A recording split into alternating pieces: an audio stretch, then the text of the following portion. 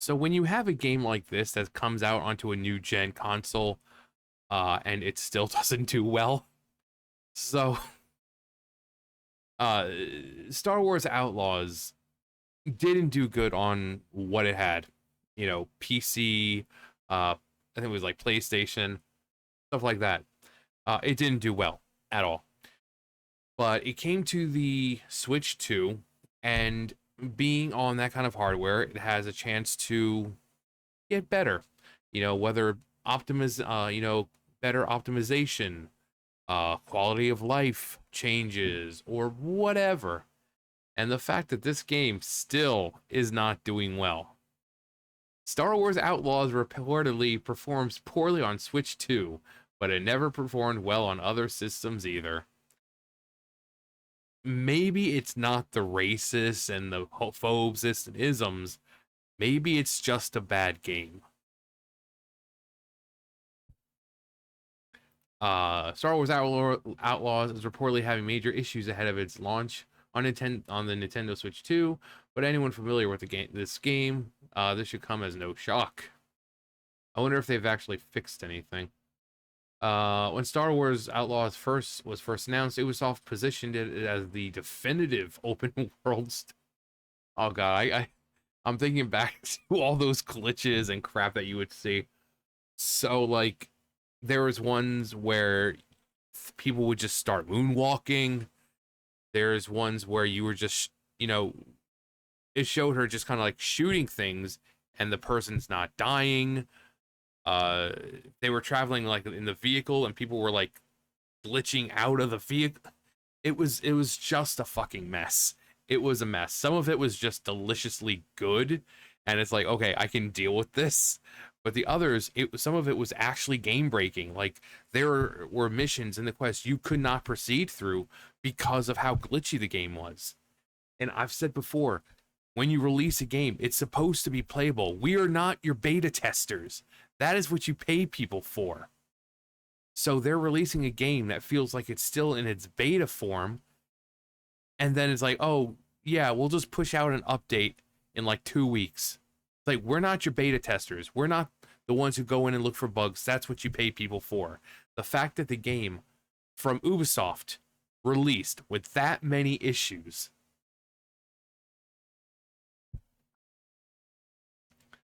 um, was first announced, Ubisoft's position as a definitive open world Star Wars experience, a sprawling title that players could explore planets, fly through space, and live out the fantasy of being a smuggler in a galaxy far, far away.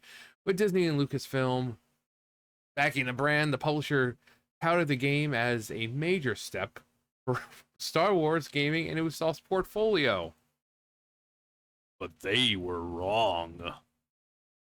But when Outlaws launched on PS5, Xbox Series XS, and PC, yeah, I thought it was. I couldn't remember if it was Xbox as well, but in 2020, August 2024, so it's been a year since it released. Wow. The experience was anything but smooth. A year later, as the title approaches its second chance on Nintendo's next generation hardware, the Switch 2, early reports suggest the cycle of Star Wars Outlaws disappointment may be repeating itself. Insert freaking Nicolas Cage meme here. You don't say. Hands-on impressions paint a troubling picture. At PAX West, attendees were given a chance to try Outlaws running on Switch 2 hardware, according to impressions from outlets like Good Vibes Gaming.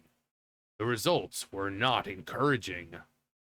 They described the game as running pretty poorly, citing repeated dips below 30 frames per second, even in simple, contained areas such as narrow hallways aboard the Star Destroyer or during limited space combat sequences. Will the game get better? Will Frieza be able to destroy Goku? Find out on the next exciting episode of Dragon Ball Z. Um, Even more concerning, Ubisoft restricted all record. Of course they did. They don't want everyone to see how bad it is. During the event, journalists and influencers were barred from capturing gameplay footage, leaving only written impressions to surface online. Because, That would totally stop people from seeing that the game sucks. The decision fueled speculation that the publisher knew the port wasn't ready for prime time. A leak, a leaked 40-minute gameplay video. We'll watch some of it. Um, Video posted separately by YouTuber uh Adam. Can I help you? Can I help you, dude? Huh. Huh. Can I help you? What? Yeah. Come on. No, don't get on my computer. Can I help you? Huh? Are you gonna lay down? Are you gonna lay down in Grandpa's lap? He's making the biscuits on my leg, so maybe. Can you lay down? I can't do anything until you lay down because I need to know what you're doing.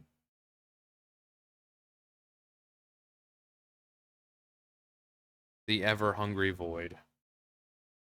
Are you gonna go or what? Will Adam finally get comfortable on Grandpa's lap? Find out on the next exciting episode of Dragon Ball Z. Um, in docked mode, the performance appears smoother, with some viewers claiming it looked comparable to optimized builds of Cyberpunk 2077. But that footage left open a crucial question. How does Star Wars Outlaws perform in handheld mode? The bread and butter of Nintendo's Switch consoles. Without official transparency, skepticism has only deepened. A history of technical turmoil. You making biscuits on Grandpa's hand? The nervous reaction isn't unwarranted. Long before Switch 2, Nintendo Switch 2, Star Wars Outlaws launched with one of the roughest technical showings for a modern AAA game in recent history. Let's go ahead.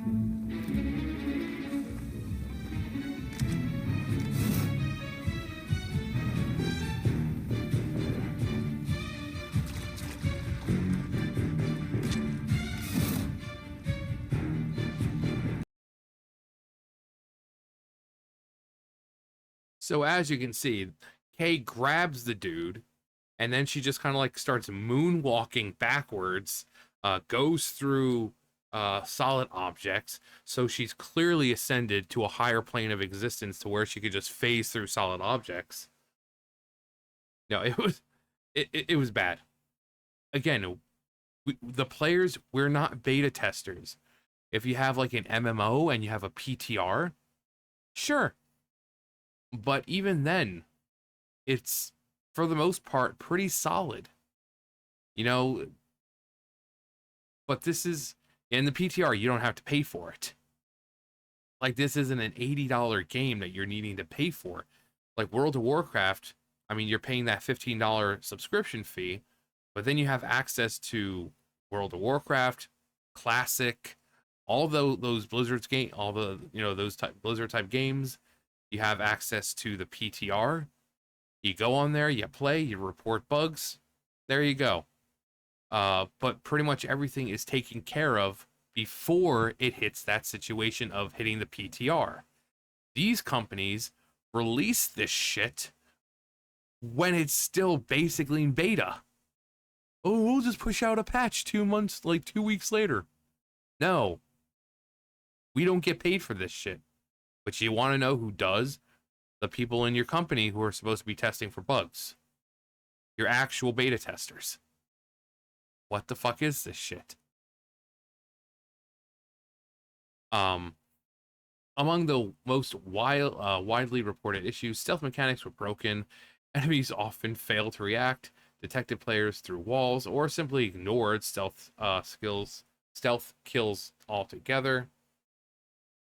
AI inconsistencies undermined gameplay. Patrol glitched into loops.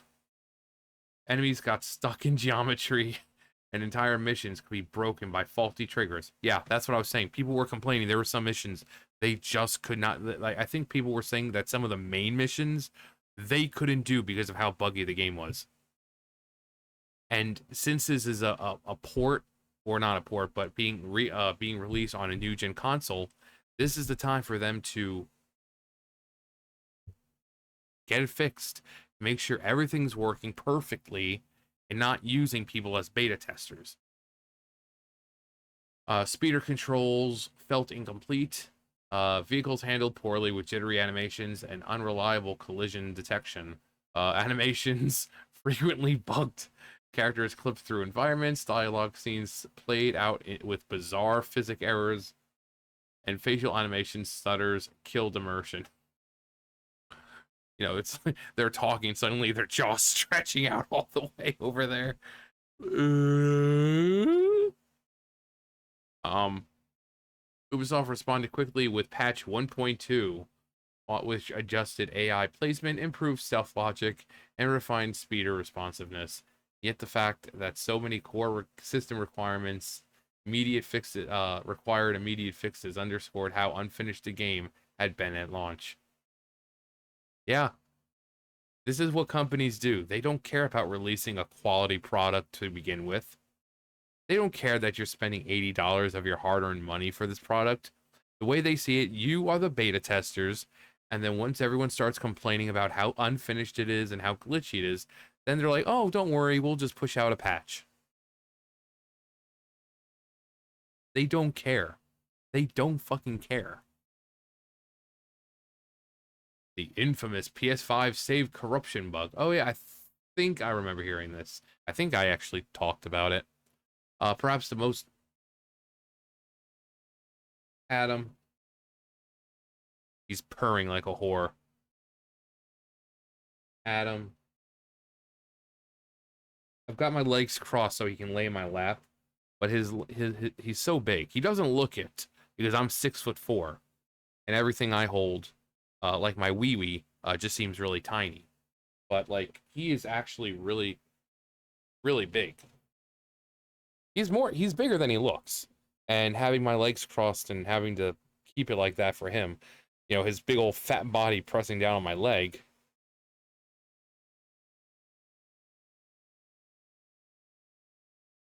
Yeah. You want to go back out there or something? Grandpa loves you. He's like, oh, Grandpa, you flattened me. Flatter. Flatter. You flattened me with your fat ass. Go on. Go back there. Um, Perhaps the most damaging blow came shortly after release with an update for the PlayStation 5 in an effort to introduce a 40 frames graphic mode for smoother visuals. Ubisoft inadvertently created a catastrophic save data bug. Players who installed the patch found their progress wiped, forced to restart the entire game with a new save file. For fans who had purchased deluxe or early access editions, this represented dozens of hours of lost progress. I mean, considering how bad the game was, I seriously doubt most of them even got very far. Ubisoft offered a minor compensation in the form of cosmetics and in-game currency, but the damage was already done. Social media lit up with furious complaints, and mainstream outlets covered the debacle, branding Outlaws as a disaster. Despite most of them were still rushing to their aid, saying, "You guys know, if you guys don't like this game, you just hate women. You just hate women." Ubisoft acknowledges Star Wars fatigue. Yeah, I mean, everyone's kind of sick of Star Wars, and not because of Star Wars in general. We're just tired of crappy, shitty Star Wars products. Like we haven't had a good Star Wars product in how long? The movies are failing. The game's failed. I mean, we're tired of it. We're tired of not having anything good because they know that they can just push out slop and people just nom nom nom nom nom nom nom. The fallout extend beyond technical missteps. Ubisoft CEO Yves Guillemot later admitted the game had failed to meet expectations, citing two primary factors. Outlaws lacked the polish expected of a blockbuster, and the Star Wars brand itself was in a period of turbulence. He described the franchise as being in choppy waters, referencing the cancellation of Disney's The Acolyte, or as we call it, The Akashite, and the lukewarm reception of the other Star Wars projects. For Ubisoft, the timing was brutal. Even a well-optimized game might have struggled to capitalize on brand enthusiasm during such a low point. Sales were disappointing, forcing Ubisoft to recalibrate its release strategy. Internal documents reveal that an Outlaws 2 sequel had already entered very early development, only to be scrapped entirely in the wake of the first game's poor performance. Oh no. Anyway, can Switch 2 save out? No. No, it's not. The cancellation makes the Switch 2 port especially important for Ubisoft and Star Wars Outlaws. If the game can... Oh, it was just the AC. I was like, it got cold all of a sudden. Like, my window is open because it's been really, really nice at night. It's like fucking... Last night, I think it got to like 55 degrees. So it's been nice at night. So I've just been keeping my window open. But I think the AC is on, which it really shouldn't be. It's fucking gorgeous out right now. Anyway. If the game can find a second life on Nintendo's new hardware, it could soften the financial blow and introduce the title to players who skipped it during its rocky debut. I seriously doubt that. But the gamble comes at it with enormous risk. It's like playing Time Wizard. If you know, you know. Time magic. If it lands on a skull, it'll destroy itself, taking a chunk of my life points. Actually, no, that was more of a Yugi voice. It's taking a chunk of his life points. Nintendo's reputation has traditionally rested on strong optimization and polished releases, even for third-party ports. If Outlaws launches with the same frame rate stutter, handheld struggles, and bug-ridden gameplay reported at previous preview events, it could cement the game as one of the most mishandled Star Wars titles of the modern era. Which it's going to be. A larger pattern. The story of Outlaws is not unique. In recent years, Ubisoft has repeatedly launched ambitious titles. Hang on. Gotta get it out. Assassin's Creed Shadows. Oh. Oh, man. Don't know what was in there.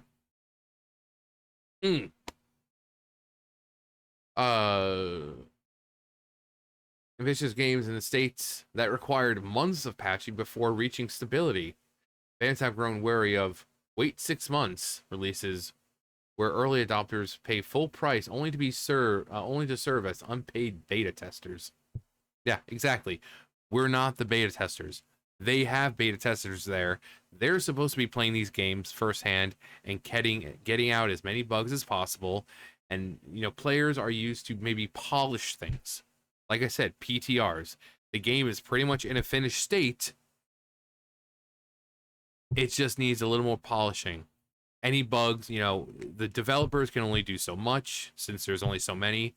But when you have a game like World of Warcraft where you have millions of people who are able to log into the PTR, catching bugs and fixing things becomes a lot easier. But as the company, it is your job to do the bulk of the work first. Okay, if the game comes out and there's a few minor things, that's fine. But pushing out a product that is basically unplayable to where the main missions of the story, which you need to progress, are unplayable thanks to game-breaking bugs, that's unacceptable. People are not going to pay $80 for that bullshit. For Star Wars fans, the disappointment is doubled. And make it double.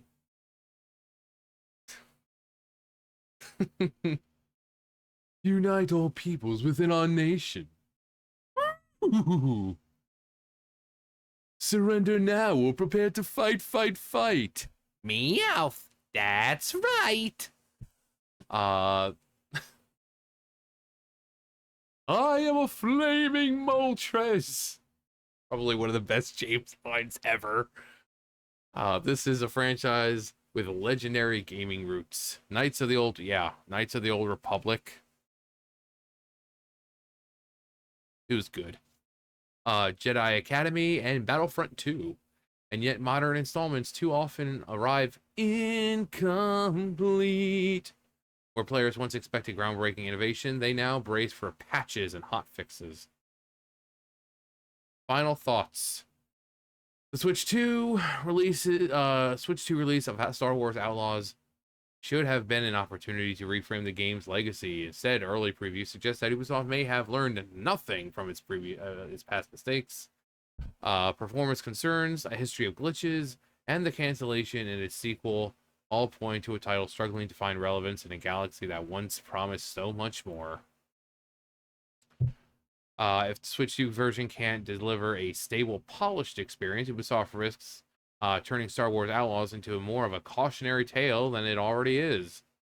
Not just about rushed development cycles, but about how quickly fan trust can vanish when a beloved franchise is mishandled. Until then, take care of yourself and each other. Let's see, are there any comments? One. Make games people want, and people will pay for them and play them. Make what you want and be prepared for a low attach rate. I mean, they usually say if it's something you'll enjoy, they'll enjoy, but clearly that's not the case anymore. Because most of these people are too worried about adding their own ideological bullshit into games or, Star Wars Outlaw sort of situation. So that whole, if you enjoy it, they'll enjoy it, that's no longer the case. No longer the case. It used to be.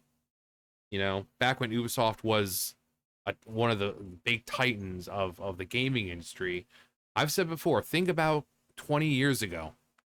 When you heard the name Ubisoft, you knew of games of quality and fun. And, there was just something that came along with that company. Nowadays, you think of just one release after another, after another, after another that failed. So, this once amazing company that sat within the pantheon of game companies, not there anymore. Anyway, that's going to do for me. You guys know the drill. I'll see you guys later. Bye, guys.